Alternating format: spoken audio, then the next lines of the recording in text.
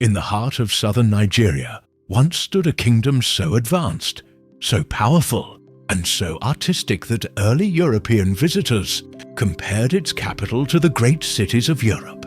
This was the Kingdom of Benin, a civilization that rose, flourished, and left behind a legacy the world is still trying to recover today. The story of Benin stretches back more than 1,000 years. What began as a cluster of small villages gradually transformed into a powerful state under the rule of the Obas. By the 15th century, one of the greatest of these kings, Oba Ewuare the Great, had reorganized the military, expanded the territory, and rebuilt Benin City into one of the most impressive capitals in Africa. When Portuguese explorers arrived, they were astonished by what they found. Benin City was a marvel of urban planning. Broad streets, grand palaces, and defensive walls stretching thousands of kilometers. Among the largest earthworks in human history, at the heart of the city stood the royal palace, adorned with dazzling works of art. The legendary Benin Bronzes.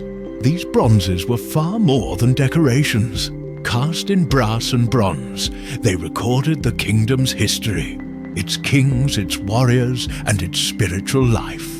The artistry was so advanced that Europeans refused to believe Africans had created them. Today, many of these masterpieces remain scattered across museums in Europe and America. Taken during colonial conquest, Benin's wealth and influence grew through trade. The kingdom exchanged pepper, ivory, and later enslaved people with the Portuguese and other Europeans in return for copper, guns, and luxury goods. Yet the Obas never surrendered their sovereignty. Foreigners were carefully restricted, and the kingdom remained fiercely independent. That independence, however, would be challenged in the 19th century. As the British expanded their control in West Africa, tensions with Benin reached a breaking point. In 1897, after Oba of Benin resisted British demands, a colonial army marched on Benin City.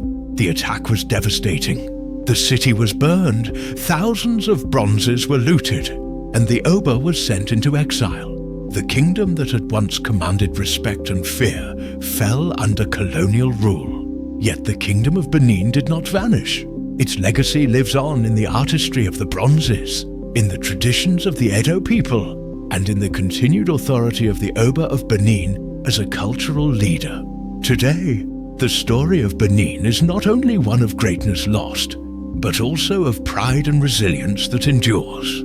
The Kingdom of Benin was proof of Africa's brilliance, a city of power, wealth, and creativity that rivaled the world's greatest civilizations.